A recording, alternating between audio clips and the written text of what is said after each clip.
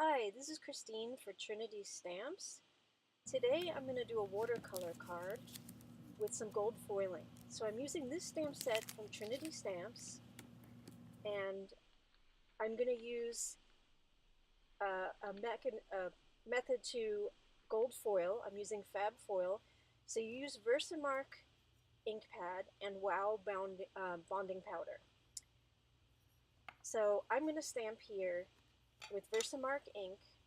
I'm going to get it good and inky. The happy birthday sentiment from the stamp set. And I'm stamping it onto a die-cut Tim Holtz watercolor paper, since I'm going to watercolor as well. So I'm pressing really hard down to make sure I transfer all the Versamark ink.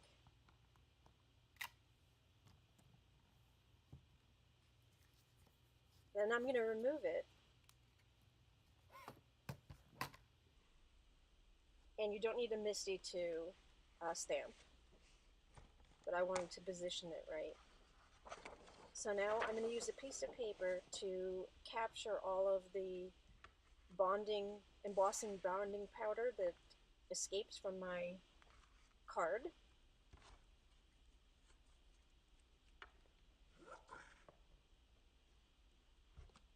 So here again is the Wow bonding powder. It allows gold foil to adhere to it, or whatever else you want to adhere to it. And it's different than other embossing powder. It's pretty chunky. And I'm just flicking off the rest. Alright, so here I have it. I know it's very hard to see.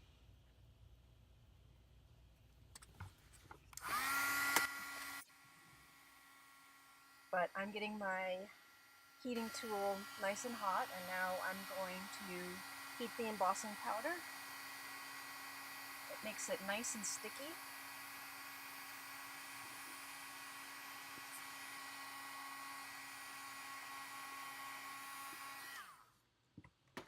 And once I've done that,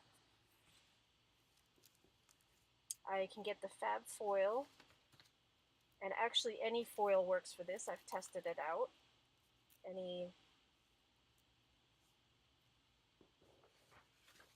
heat transfer foil. Before putting it in your heating element, you want to make sure you put it sandwiched in a piece of paper. So I've done it off camera, and I'm pulling off the foil, and I'm always excited to do that. It always looks so beautiful. So here you can see it's all foiled.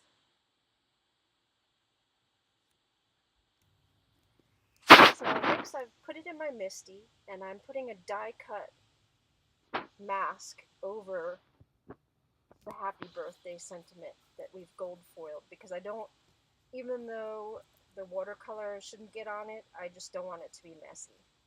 So I'm laying some of my stamps, and I'm going to use several Tim Holtz Distress Oxide inks, as you can see here. And I'm just going to try to haphazardly stamp several images to make it look kind of random.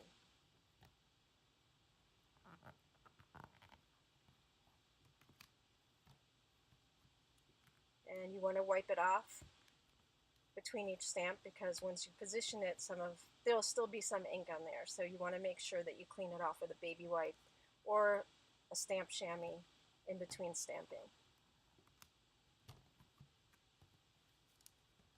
And I use the same color for the same type of flower. I have 3 different flowers that I'm using, and I'm using 3 types of colors. And again, you want to wipe it off in between.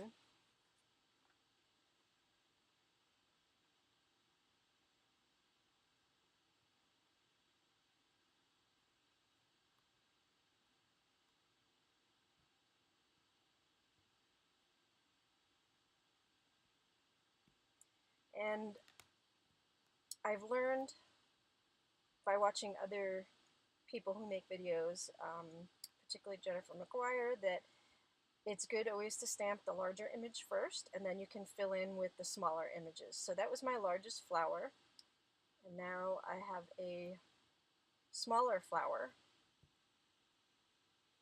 and I'm going to use a different color ink.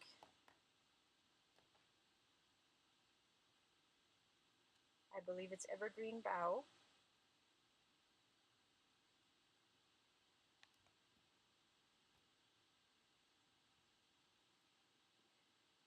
And I'm going to speed things up here a little bit, just so you can see what I'm doing, but so it doesn't take as long. And I'm double stamping these. For whatever reason, some of my ink pads weren't as juicy, so I'm finding myself double stamping because you want to make sure it's inked enough so that when you do watercolor, you'll have enough color there and it won't just wash out.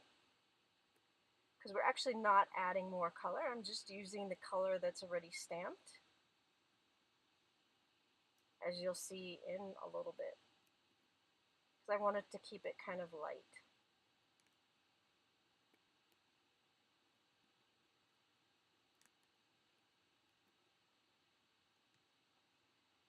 And now I'm coming with my last type of flower.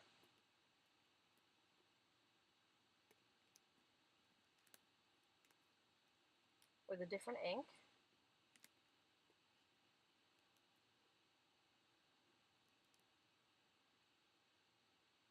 And this ink pad was pretty juicy, so you don't really see me double stamping.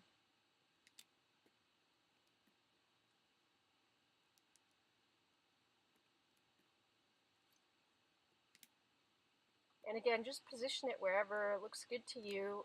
Again, I'm trying to do it randomly with some good mix of color in different places. So I'm sort of figuring it out as I'm going along.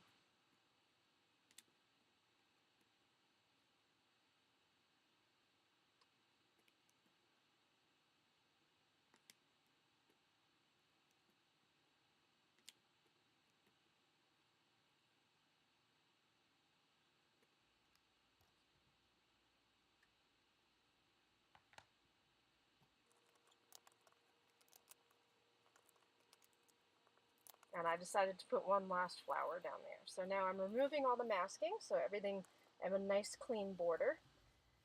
So now I'm using a Nuvo Sparkle brush. And it has clear liquid with a lot of sparkle in there, so on the brush and it comes out. So I'm using that to watercolor instead of water. And I love it because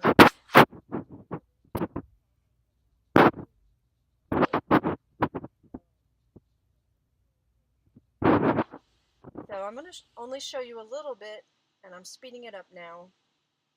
So again, the liquid that's in the brush, you just use the color that you've already stamped on, and it just sort of lightly spread the color a little bit. And I'm only going to show you 3 flowers, just so you get the idea that I'm actually not adding color. I'm just using the color that's already stamped on the card.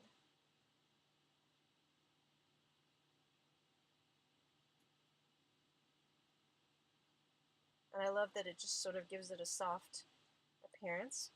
And I have a white piece of paper on the side because actually the brush tip does pick up color. So you want to make sure that you get any excess color off in between changing flowers. And again, I just wanted to show you the 3 different flowers, so that's why I'm... So here I finished the card, and I've adhered it to another square that